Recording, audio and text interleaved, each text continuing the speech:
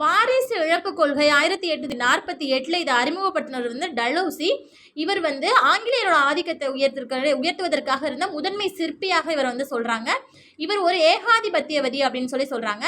வாரிசு இழப்பு கொள்கை அப்படிங்கிற புதிய கொள்கையை இவர் தான் அறிமுகப்படுத்திருக்காரு 1848 வருஷம். இது என்ன சொல்றாங்கன்னா, சுதேச மன்னர்கள் வந்து ஆங்கிலேயரோட அனுமதி இல்லாம வாரிசுகளை வந்து தத்தெடுத்தாங்கன்னா மன்னரோட சொத்துக்களை வந்து தத்தெடுத்த பிள்ளைக்கும் மன்னரோட ஆட்சி பகுதி வந்து ஆங்கிலேயரோட சக்திக்கும் வந்து செல்ல நேரிடும் அப்படின்னு சொல்லி அறிவிக்கிறதா இந்த வாரிசு இழப்பு கொள்கை. இதுதான் வந்து 1857 நடந்த பெரும் புரட்சிக்கு முக்கிய காரணமாகவும் அமைஞ்சிருக்கு.